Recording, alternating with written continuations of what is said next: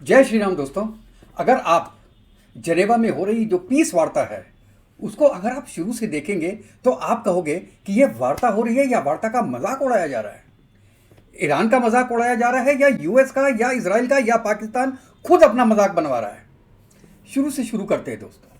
पहले कहा गया कि 17 तारीख को एमओयू साइन होगा ईरान और यूएसए के बीच में, जिसमें इजराइल का कोई पता नहीं। ठीक है साहब, अब क्या हुआ? 17 तारीख को साइन तो हुआ लेकिन डिजिटली हुआ। कोई जनेवा नहीं गया, कोई पाकिस्तान नहीं आया। ट्रंप ने साइन किया फ्रांस से और ईरान ने साइन किया ईरान से। चलो भाई, पाकिस्तान को पता नहीं था। पाकिस्तान के लोग ट्रक भर के तैयार थे कि जाएंगे जनेवा, घूम के भी आएंगे और वहां पे जाके साइन भी कर लेंगे। ये नहीं हुआ। अच्छा, उसके बाद 2 दिन के बाद सडनली ये हुआ कि नहीं नहीं नहीं नहीं जी, अब जी नेक्स्ट स्टेप होगा और चलो एमओयू तो साइन हो गया है, उसके बाद की बात करेंगे। और उसके लिए जेडी वैंस भी पहुंच रहे हैं जनेवा, और अगाचाची जो फॉरेन मिनिस्टर हैं ईरान के वो भी पहुंच रहे हैं, और कतर का प्राइम मिनिस्टर भी पहुंच रहा है, और यहाँ से आसिम मुनीर की पूरी team without defence minister and without any staff member of Shahbaz Sharif वहाँ पहुँच रही है। चलो जी, पहुँच गए। इतना तक तो मैं पाकिस्तान का रोल मानता हूं कि फ्लाइट ली और पहुंच गए। अब वहां पे क्या हुआ, अब मैं बताता हूं ट्रंप खेल क्या खेल रहे हैं। वहां पे जेडी वैंस से हाथ नहीं मिलाया पूरी पूरी ईरान की टीम ने। इवन कतर के प्राइम मिनिस्टर ने हाथ नहीं मिलाया। आप वीडियोस देखिए उसके, वो देख रहे हैं ललायत भरी निगाहों से कि यार मेरे को हाथ मिला ले, कोई मेरे से हाथ मिला ले। उन्होंने हाथ नहीं मिलाया। हाथ मिलाने वाले कौन थे? शहबाज शरीफ और आसिम मुनीर। एक तो वो बेइज्जती हो गई। दूसरा, वो बंदा कहता है कि जी हमारी जिंदगी के 2 सबसे फेमस लोग हैं, मैं जिनसे सबसे ज़्यादा प्यार करता हूं, वो एक है मेरी बीवी जो इंडिया से है और एक है आसिम मुनीर जो पाकिस्तान से है। तो पाकिस्तान का आसिम मुनीर क्या तुम्हारी दूसरी बीवी है? जिस आर्मी जनरल ने एक प्राइम मिनिस्टर को, एक्स प्राइम मिनिस्टर को 2.5 साल से जेल में बंद किया हुआ है, उसकी आंखें खराब हो गई हैं, वो केवल इसलिए क्योंकि उसको कोई हटा ना सके सत्ता से।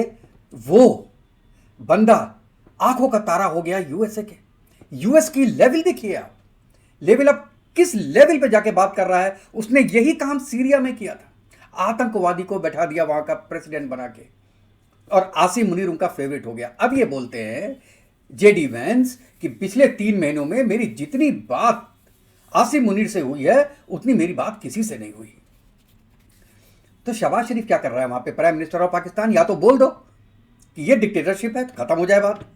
वो डबल ब्रेस्ट का सूट पहना के इसको लाते क्यों हैं शहबाज शरीफ को फिर आगे खड़ा करने के लिए, और सब पीछे सब आसिम मुनीर को ही करना है? अरे जेडी वैंस अगर बोलना था तो क्या बोल देते कि मेरी शहबाज शरीफ से बात हो रही है, क्योंकि जो एमओयू में साइन किया है नीचे वो किसके है? वो शहबाज शरीफ के, आसिम मुनीर का तो नहीं है। और आपकी बात आसिम मुनीर से हो रही है। आप अपनी बीवी की तुलना आप आसिम मुनीर से कर रहे हैं और हिंदुस्तान की तुलना आप पाकिस्तान से कर रहे हैं।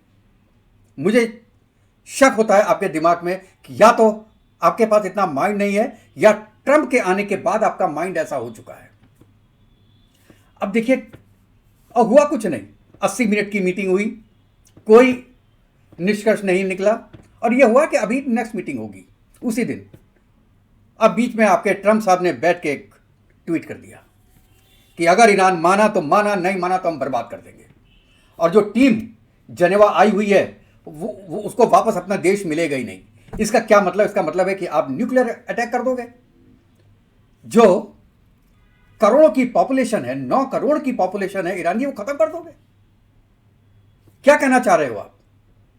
अब ऐसे हालत पे नेपाल साइन नहीं करेगा, श्रीलंका साइन नहीं करेगा कॉलर पकड़ के, और तुम सोच रहे हो ईरान साइन कर देगा। या तो आप डेलिबरेटली चाहते नहीं हो कि यह एग्रीमेंट हो। और ऐसा मैं क्यों बोल रहा हूं दोस्तों? 2 चीज, एक आप इजराइल के बारे में सुनिए, दूसरा पाकिस्तान के बारे में सुनिए। पहले इजराइल पे आते हैं। देखिए, इजराइल के बिना यूएसए चल नहीं सकता।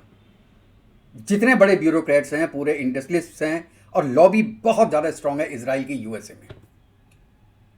और उनका जो सेक्रेटरी ऑफ वॉर है या जो आपका सेक्रेटरी ऑफ स्टेट है, वो अलग हो गए हैं, मार्को रूबियो और एक्सिट। वो कहते हैं जी हम बीच में नहीं आते, तुम जानो और जेडी वैंस जाने, जो तुम कर रहे हो गलत कर रहे हो ट्रंप साहब। क्योंकि वो चाहते हैं कि अब अगले जो इलेक्शन आएंगे उसमें उनको वेटेज मिलेगा। ट्रंप दिखाने के लिए लोगों को बोलते हैं कि नेतन्याहू को बर्बाद कर देंगे, नेतन्याहू गलत आदमी है और अब आज इजराइल है तो वो हमारे कारण है। लेकिन उस बंदे ने पीछे से बोला हुआ है ठोक दो, लेबनान को ठोकना है ठोक दो, घुसना है अंदर घुस जाओ, बैरूत में घुसना है घुस जाओ, तुम करते रहो, यहां पे हम सीज फायर करते रहेंगे। वो आगे बढ़ता रहेगा और जहां ट्रंप को लगता है यार कुछ बात सही हो रही है, वो एक ट्वीट कर देता है, उससे ईरान भड़क जाता है। अब देख रहे हैं ये मिली भगत है ट्रंप और नेतन्याहू की कि तुम ठोकते रहो यार, तुम गाजा में कर रहे हो करने दो, वेस्ट बैंक में कर रहे हो करो, जो तुमको करना है करो, लेकिन बस मैं बोलता रहूंगा तुमको, क्योंकि मुझे वोट भी लेना है और दुनिया को भी बताना है कि मैं तुम्हारे अगेंस्ट हूं। भाई साहब नेतन्याहू एक मिसाइल नहीं मार सकता बिना ट्रंप के आज्ञा के, और वो इतना बड़ा वॉर आगे बढ़ाया हुआ है और कहता है कि मैं ये एग्रीमेंट मानता ही नहीं। और क्या दुनिया बेवकूफ है जो ये चीज देख नहीं रही ओपनली। अब दूसरे बात आते हैं पाकिस्तान के। भाई साहब पाकिस्तान का तो उसको कहते हैं चू खींचा हुआ है यूएसए ने, और ट्रंप ने आगे कर दिया जेडी वैंस को कि भैया थोड़ी सी तारीफ करके आओ, और वो भाई साहब तारीफों के पुल मांग रहा है आसिम मुनीर के। इसको जेडी वैंस को सब पता है कि ये ट्रंप बेवकूफ बना रहा है पाकिस्तान को, और क्यों बोलना है, क्यों तारीफ करनी है, पाकिस्तान को लाइमलाइट में लाओ। अगर कल को प्रॉब्लम होती है, क्योंकि नेचुरल है कि प्रॉब्लम होगी, ये वार रुकेगा नहीं, जब तक इजराइल नहीं चाहेगा ये वॉर रुकेगा नहीं, और जब तक हिजबुल्लाह और हैतीस और हमास वाले खत्म नहीं होते ये वॉर खत्म नहीं होगी। लिखवा के ले लो, आज नहीं तो 2 महीने बाद शुरू होगी, 3 महीने बाद शुरू होगी, 6 महीने बाद शुरू होगी, ये वॉर ऐसे खत्म नहीं होगी। और ये बात ट्रंप भी जानता है, नेतन्याहू भी जानता है, बाकी सब जानते हैं, पाकिस्तान को छोड़ के और ईरान को छोड़ के सब जानते हैं। तो पाकिस्तान को कहा कि आगे बढ़ जाओ भाई, अभी पाकिस्तान पीछे जा रहा है, कतर आगे आ रहा है, ये गलत बात है।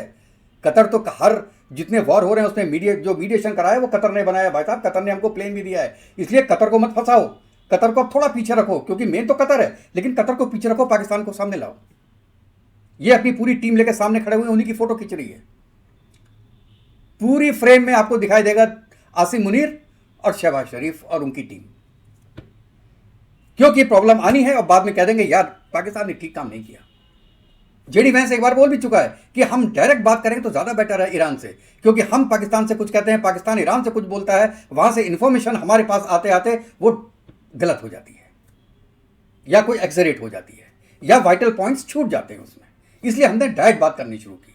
ट्रंप ने कहा भाई बेवकूफ डायरेक्ट बात मत कर, डायरेक्ट बात कर दी तो सॉल्यूशन आ जाएगा।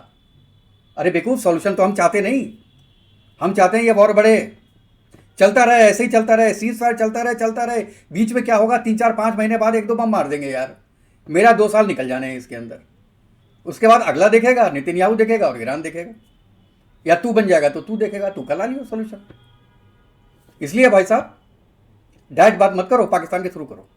फिर पाकिस्तान को लेके आ रहे, आगे लेके आए पाकिस्तान को कि भैया फोटो खिंचवाओ। किसकी फोटो खींचती है ऐसे? अरे वहां पे क्या कोई पिकनिक में गए थे, कोई म्यूजिक का शो था या कोई कॉन्फ्रेंस थी? इतने हजारों लोगों के मरने के बाद, अरबों अरबों रुपए का पूरी दुनिया का नुकसान होने के बाद आप बैठे हो यह बात करने के लिए कि युद्ध कैसे रोका जाए, और ये फोटो ऑप्स चल रहे हैं। फोटो ऑप इसलिए चल रहा है क्योंकि पाकिस्तान को आगे करना है अब, और पाकिस्तान को यह बात समझ में नहीं आ रही, या समझ में आ भी रही होगी तो भी कहेगा क्या क्या होता है, हमारी तो वैल्यू बढ़ रही है, दुनिया हमारा नाम तो ले रही है। दुनिया इतनी बेवकूफ नहीं है, दुनिया जानती है पाकिस्तान क्या कर रहा है, हिंदुस्तान में क्या कर रहा है, हाफिज सईद कहां बैठा हुआ है, दाऊद इब्राहिम कहां बैठा हुआ है, लश्कर तैयबा कहां पर है, जैश ए मोहम्मद कहां पर है, पाकिस्तान दुनिया में क्या करता आ रहा है, ये वहां पे जो यूके में क्या कर रहा है, यूएस में क्या कर रहा है, गल्फ में क्या कर रहा है, उसके लोग सबको पता है। पाकिस्तान सोचेगा कि उसकी वैल्यू बढ़ रही है, थोड़ी बहुत दिखाने में वक्त के लिए आएगी, वैल्यू बढ़ेगी, हो सकता है हिस्ट्री में भी नाम आए कि भैया इन्होंने मीडिएशन करा दिया। लेकिन मैं लास्ट में एक बात करता हूं, मीडिएशन होता क्या है? मीडिएशन का मतलब है कि आप बीच में बैठे हो, 2 पार्टी लेफ्ट और राइट बैठी हैं, आपस में डिसएग्रीमेंट है 2 पार्टियों का, आप उनकी बात सुन के और उनमें एग्रीमेंट करा रहे हो। भाई साहब पिछले 2 ढाई महीने से तो पाकिस्तान बीच में मीडिएशन करा रहा है। एक पॉइंट ऐसा कोई बता दे, यूएस बता दे, ईरान बता दे, आप बता दो कि पाकिस्तान के कारण इस पॉइंट पे ईरान और यूएसए सहमत हो गए। एक पॉइंट। अगर कुछ पॉइंट्स में सहमत हुए भी हैं तो वो डायरेक्ट बातों से हुए हैं ईरान और कतर और ईरान का और यूएसए का। पाकिस्तान, अरे कोई जो पोस्टमैन होता है वो मीडिएशन तोड़ना होता है। पोस्टमैन को क्या कहोगे आप? जो दलाल है, दलाल को आप क्या बोलोगे कि ये मीडिएटर करा रहा है? आपने एक अच्छा सा नाम दे दिया। आपने, वही है ना कि आपने जो सर्वेंट है आपके घर में उसका नाम आपने रखा सेवक। अब जैसे प्रधानमंत्री का नाम मोदी जी बोलते हैं प्रधान सेवक। तो नाम चेंज करने से वैल्यू चेंज थोड़ी ना होती है। आप उसका मीडिएशन कर दो या कुछ भी नाम रख दो। पाकिस्तान के हाथ में, पाकिस्तान के पास है क्या यार? क्या मीडिएशन कराएगा यार? नॉलेज है इतनी? पहले कजिनों से शादी कर करके अकल तो उनकी कुंठित हो गई है। उनके पास इतनी अकल ही नहीं है कि दो लोग को सामने बैठा दें।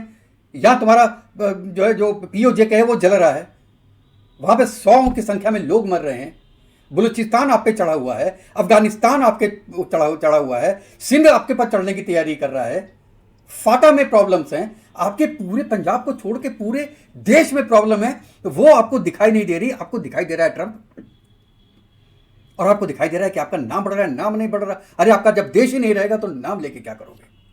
ट्रंप आपका, अगर कोई मेरा वीडियो देख रहा है तो मैं आज लिख के देता हूं, ट्रंप आपका बेवकूफ खींच रहा है। आपको बैठाता है मीटिंग में और बाहर से ट्वीट कर देता है, ये ले हम ईरान को खत्म कर देंगे। वो दिन दूर नहीं है जब ट्रंप एक ट्वीट करेगा कि पाकिस्तान ने को मीडिएटर बना के हमने बहुत बड़ी गलती की, नहीं तो हम ये युद्ध 6 महीने पहले ही खत्म करवा देते। लेकिन पाकिस्तान ने जैसे अफगानिस्तान के वक्त में डबल गेम खेला, वैसे आज भी उसने हमारे साथ डबल गेम खेला, इसलिए हम उस पोजीशन में हैं और वो हम पोजीशन हासिल नहीं कर पाए जो हम चाहते थे। ये मुझसे लिखवा के ले लो, ये बात होगी 6 महीने के अंदर या 1 साल के अंदर। ऐसा ट्वीट आने वाला है प्रेसिडेंट ट्रंप की तरफ से, और तब इन पाकिस्तानी जनरलों को पता चलेगा कि डिप्लोमेसी क्या होती है। आर्मी वाले डिप्लोमैट थोड़ी ना होते हैं। आओ आओ, मारो मारो, खाओ खाओ, इसके सिवा और कुछ थोड़ी ना है। ये आप वक्त है, अभी आप देखिएगा। जेडी वेंस ये सोच रहे हैं कि यार ट्रंप हमको सपोर्ट करेगा तो अगली बार मैं प्रेसिडेंट बन जाऊंगा, तो जो ये बोल रहा है वो मैं कर रहा हूं। और प्रेसिडेंट ट्रंप ने इसको बता भी दिया होगा, यार थोड़ी बेइज्जती करा लो जाके वहां पे, इस पागल आदमी की थोड़ी सी तारीफ कर दो जाके वहां पे यार, क्योंकि पूरा कुनबा उसी पे डालो यार कि उसी की गलती है, तुम बच के निकल जाओगे। नहीं तो तुम फंस जाओगे, मैं तो फंसूंगा, तुम भी फंस जाओगे साथ में। सब इनके ऊपर डालो। कतर क्यों मत डालना भैया? कतर ने प्लेन दिया है मुझको। कतर की बात मत करना, बात करना इस बंदे की, पाकिस्तान की, क्योंकि पाकिस्तान की खुद की इज्जत कुछ है नहीं, थोड़ी कम भी हो जाएगी तो क्या फर्क पहनता है पाकिस्तान को यार? आर्मी का राज वैसे ही है। पूरे जब प्राइम मिनिस्टर को, प्रेसिडेंट को, पूरे पाकिस्तान की जनता को वहां के आर्मी चीफ ने अपने पैरों के नीचे रखा हुआ है और हमने आर्मी चीफ को पैरों के नीचे रखा हुआ है, तो यार डर किस बात का? वो कुछ नहीं बोल सकता। वो उसने एक वर्ड भी बोल दिया ना तो यहाँ पे हम इमरान खान को बाहर निकालने के लिए हल्ला मचवा देंगे। ये भाई साहब कुछ नहीं बोलेगा। यही पूरे दुनिया में एक आदमी है जो मेरी बात सुनेगा, वरना कोई नहीं सुनेगा। नहीं तो ऐसे तो 100 कंट्री होंगे जो मीडिएशन करा सकते हैं और पोस्टमैन का काम कर सकते हैं और दलाली का काम कर सकते हैं। पाकिस्तान को चूज करने का रीज़न ही है दोस्तों। मैंने जो 2 बात बोली हैं, एक तो ये वार रुकने वाली नहीं है, इजराइल और अमेरिका की ये मिली भगत है पूरे वार करने की, और पाकिस्तान को बेसिकली फंसाया जा रहा है इसमें कि अल्टीमेटली एक आदमी ऐसा होने पे जिस पे छींकरा फोड़ा जाए हार का। आप बताइए आपकी क्या राय इसके बारे में, और अगर आपको ये राय पसंद आती है तो अपने कमेंट जरूर लिखिएगा, और अगर आपको ये वीडियो पसंद आया हो तो प्लीज़ मेरे चैनल को लाइक कीजिएगा, सब्सक्राइब कीजिएगा और बेल आइकन जरूर दबा दीजिएगा, जिससे कि जैसे ही मैं कोई नया वीडियो डालूं तो उसका नोटिफिकेशन आपके पास तक पहुंच जाए दोस्तों। तो नेक्स्ट वीडियो में मिलते हैं, तब तक के लिए जय हिंद, जय भारत, वंदे मातरम। खुश रहिएगा दोस्तों, स्वस्थ रहिएगा। जय हिंद।